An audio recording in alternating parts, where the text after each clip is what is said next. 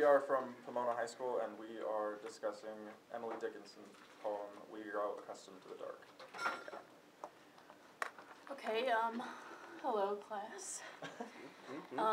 So what do we see, like, first off, structure? Tell me. It's a iambic structure. The first and third lines are triameter? Tetrameter? Tetrameter. And then the second and the fourth lines are trimeters. There was a slant rhyme, I think. But never mind. It's iambic structures.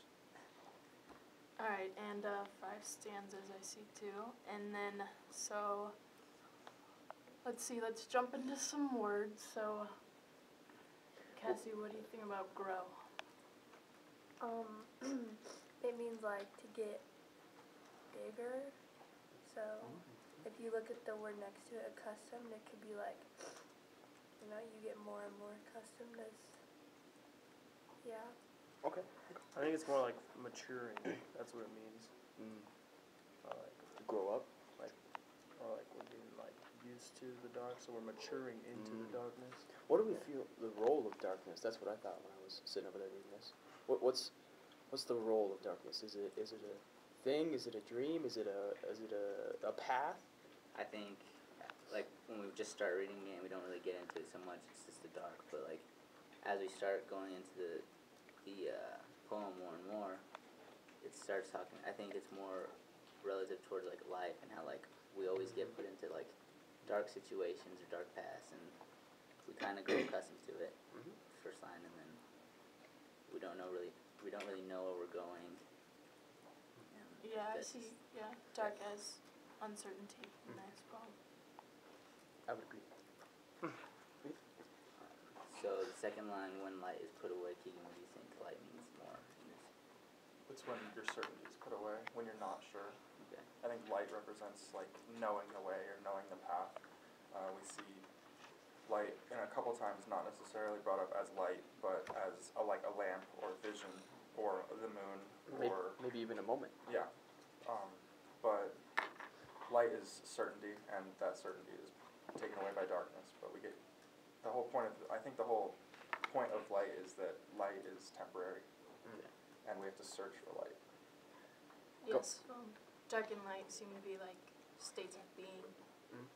Well, and I would jump onto that with those evenings of the brain. So we're talking about light and darkness here, and then we're going into a physical part of the body, and it happens to be your brain, which you could go off thought process or anything like that. So what is the importance of evenings, you guys think?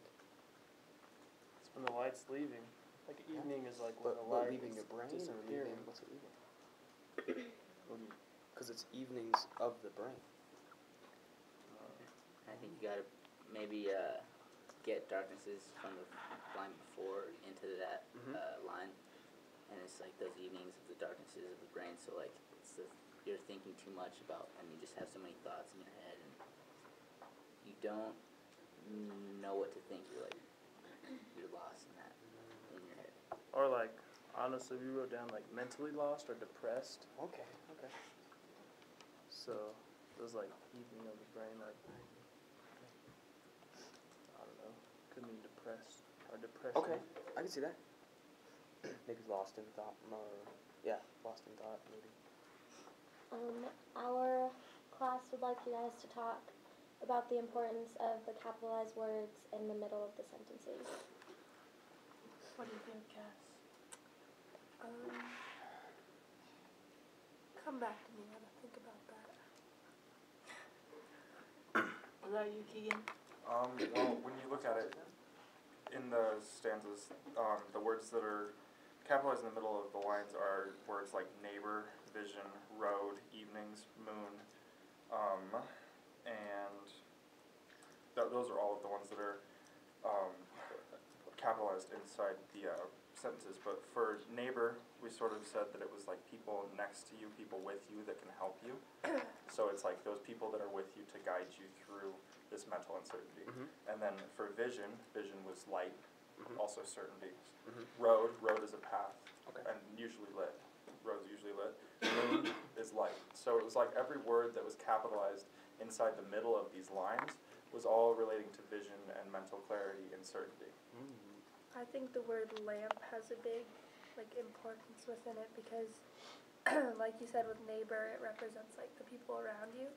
And when it says they hold the lamp, it could be like the path that the people around you take you on and like how it helps you guide through life.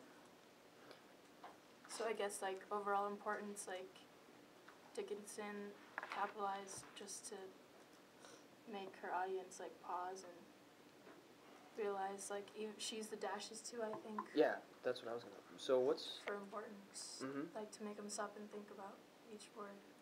and with the dashes? It seems like it's almost a lot of run-on statements between lines.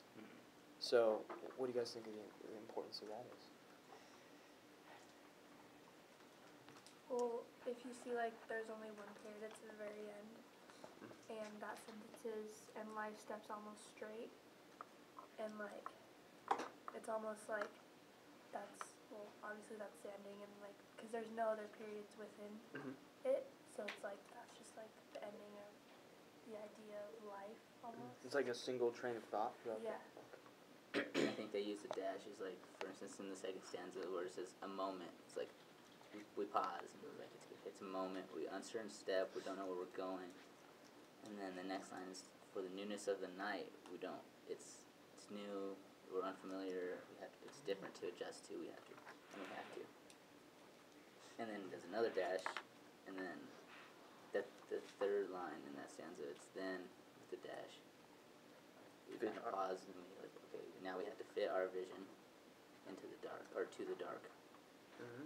So like, it's almost like we have to get used to the dark. Yeah. Mhm. And then the dashes just emphasize those words. And then even in the last line in the second stanza, and meet the road erect. Mhm. It's Meet the road erect. So so we're in the dark, but we're meeting a road erect. Why do you think Emily wanted to go to that kind of thought process going along with there? So we're talking about the visions of the dark and having to adjust, but now meeting this road erect. So what do you think? Like you meet it head on, like. So is the darkness straying from this path, you think? And now we're jumping off of it? Or are we on the path of darkness? Like Well, what's... if you look at the line before that says fit our vision to the dark, so it's like we're getting used to it, and then finally like we come to this road like head on, like she said. Yeah, we're like learning. Mm. That's why, like, I think farther down it says the bravest. The bravest grope a little Yeah. and sometimes hit a tree. Yeah. So we're running down this road. And there's a tree. Oh, yeah. So I see that as a metaphor. So basically, Think of this as like, literally, think of this as like you're standing with a person Mhm. and it's completely dark and they have a lantern Mhm. and then they leave you. And you are there by yourself and you're not moving because you're uncertain, you're scared. You have no idea what's beyond because you can't see anything. Your eyes are trying to adjust to the darkness, but every time you get close, the darkness changes and you're not sure. So if you're brave, Dickinson says that you're going to reach out a little bit, maybe hit a tree. But you're never going to find out that path. But what she also says is that it's like it's a necessary thing for you to be on your own during this. People can't necessarily help you. That's why the neighbor leads. Mhm. Is that you have to do this by yourself. But ultimately at the end she says that you don't get anywhere. So maybe darkness is the challenge, the obstacle Yeah. in this, and how it's I think darkness is the reality. Yeah. I think it's not the challenge. I think getting to the light and seeing the light is the challenge. I think the coming into the dark, and like the challenge is getting into the light. so like with and meeting the road erect. That's the challenge. We have to find the road, and then we fit our vision to the dark. That's the darkness is the reality, and we're trying to adapt ourselves to life or to reality. Mhm. And now we just have to find where we're supposed to go. Okay. They Finding. Oh, go ahead. they want you guys to focus on the very first line of the poem, which is also the title, and like how it ties into theme. So let's talk about like the deeper meaning of it, and then, because I think that will then tie into the first line. Okay. I think that the title is the theme in this instance because it makes sense. Throughout the whole thing, we get used to it. Like we get used to being stuck in this, not moving in this darkness. And occasionally light comes around, when there's moon or star, which there aren't any in this situation, and so we get used to this darkness. And I feel like that's the large majority of what's being said throughout this poem. How about And, sorry. Yeah, the word we